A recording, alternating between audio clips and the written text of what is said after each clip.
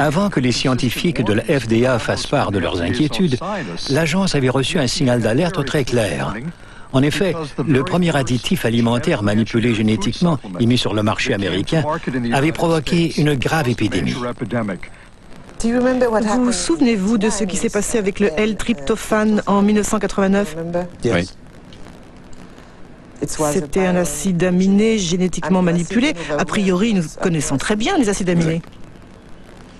Il a tué des dizaines de personnes et rendu malades des centaines d'autres. Il a provoqué l'épidémie d'une maladie inconnue appelée EMS. C'est vrai. Combien de gens sont morts? Oui, oui, mais nous avons beaucoup... 37 et plus de 1000 handicapés, vous souvenez-vous? Je m'en souviens. Selon un document de la FDA, vous avez dit « Nous ne savons pas quelle est la cause de l'EMS, mais nous ne pouvons pas éliminer l'hypothèse qu'elle soit due à la manipulation génétique ». Est-ce que vous avez dit ce que j'ai lu? Oui. Incroyable. James Mariensky n'excluait pas que la manipulation génétique puisse entraîner des effets inattendus, mais il n'a pas bougé le petit doigt. Y a-t-il des scientifiques indépendants qui ont travaillé sur cette question capitale pour les consommateurs? Arpat Pusztai, un scientifique de renom, perd son travail après avoir exprimé ses inquiétudes sur les OGM. C'était en 1998.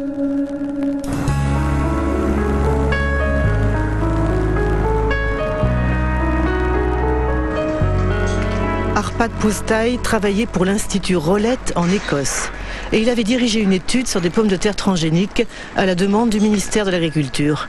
Un budget de plus de 2 millions d'euros qui avait mobilisé 30 chercheurs pendant 2 ans pour préparer l'arrivée des OGM en Grande-Bretagne. Nous étions tous enthousiastes. J'étais enthousiaste. Le ministère pensait que si nous faisions cette étude en examinant tous les aspects, cela constituerait un soutien en faveur des OGM. Au moment de lancer les produits sur le marché, il pourrait dire que le meilleur laboratoire européen de nutrition avait trouvé qu'il n'y avait pas de problème. Arpat Pusztai est spécialiste des lectines. Ce sont des protéines qui ont une fonction insecticide et protègent les plantes contre les pucerons.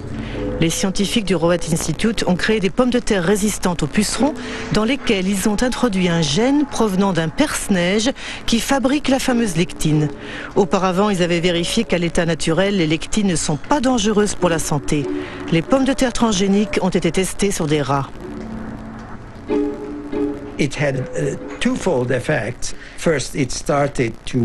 Nous avons constaté 2 effets. D'abord, une prolifération des cellules dans l'estomac, et cela n'est pas bien. Je ne dis pas que c'est cancéreux, mais cela peut faciliter le développement de tumeurs causées par des produits chimiques. De plus, le système immunitaire de l'estomac était en surchauffe. On ne sait pas si cela est bon ou mauvais, mais en tout cas, l'organisme traitait ces pommes de terre comme des corps étrangers.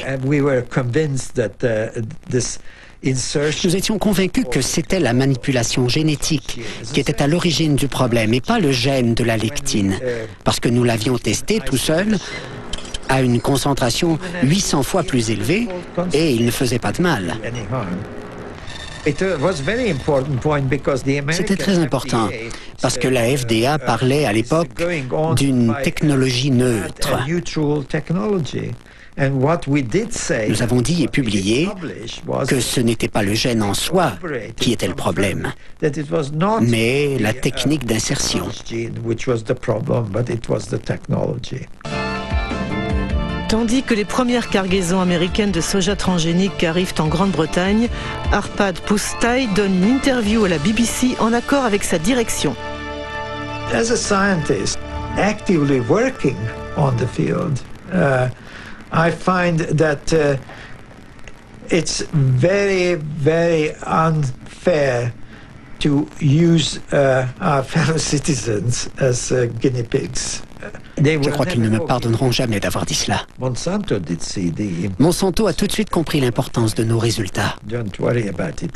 Ils étaient déjà au courant avant la diffusion de l'interview, parce que l'Institut de la recherche agricole d'Écosse recevait beaucoup d'argent de Monsanto. Donc, ils ont très vite compris la portée de notre étude. Le lendemain de la diffusion de l'interview, Arpad Pusztai est licencié et toute son équipe de recherche dissoute. Histologue réputé, le professeur Stanley Yuen avait été chargé d'étudier l'impact des pommes de terre transgéniques sur les organes des rats. Depuis cette affaire, il n'a plus aucune illusion sur l'indépendance de la science. J'étais extrêmement en colère et très perturbé. C'était comme si le sol se dérobait sous mes pieds. Qu'est-ce qui se passe? Ils ont aussi discrédité Stanley. Ce ne fut pas seulement Arpad et moi. Stanley a été mis à la retraite d'office et à l'université, il a été discrédité. C'est vrai? Oui. C'était vraiment très dur. Lundi, notre travail était formidable. Mardi, c'était bon pour la poubelle. J'avais une petite idée de ce qui avait bien pu se passer, mais j'en ai eu la confirmation il y a à peu près 8 ans. J'étais à un dîner dansant et à la table, à côté de moi, il y avait quelqu'un de l'Institut Rowett du nom de Data Roy. À un moment, je lui ai dit « C'est horrible ce qui est arrivé à Arpad, n'est-ce pas ?» Il a répondu « Oui, mais ne savez-vous pas que Downing Street a appelé le directeur 2 fois ?» Là, j'ai compris qu'il y avait eu quelque chose de supranational dans cette affaire.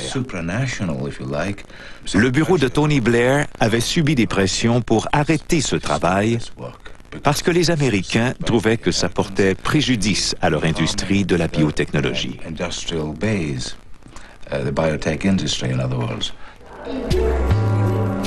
L'affaire d'Arpad Pusztai a entraîné un rejet massif des OGM en Grande-Bretagne, soutenu par Greenpeace.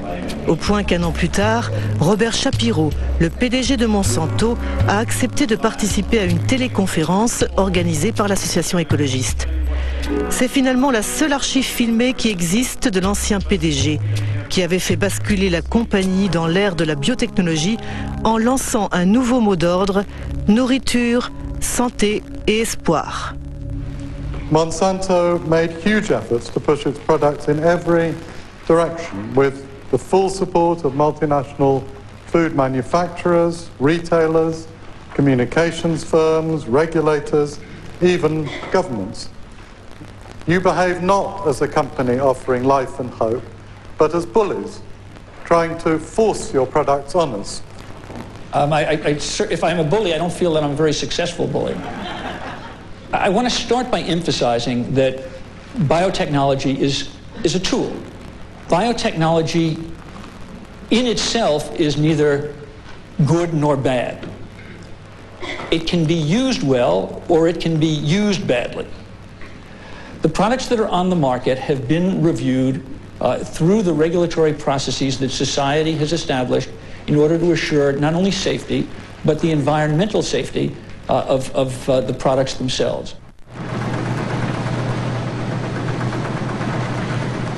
10 ans après sa mise sur le marché, le soja Roundup Ready représente 90% du soja cultivé aux États-Unis.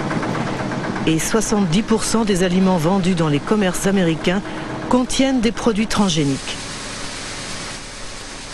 À la différence de l'Europe, les consommateurs ne peuvent pas choisir car l'étiquetage des OGM est interdit. Une conséquence directe du principe d'équivalence en substance. J'ai un grain de soja dans la main et je peux le manger en toute sécurité. Je pense que la FDA est confiante que ce soja présente la même sécurité alimentaire que les autres variétés. Comment l'agence peut-elle en être sûre? C'est basé sur les données que la compagnie a fournies à la FDA et qui ont été évaluées par les scientifiques de l'agence. Et ce n'est pas dans l'intérêt d'une entreprise de conduire une étude pour ensuite en masquer les résultats.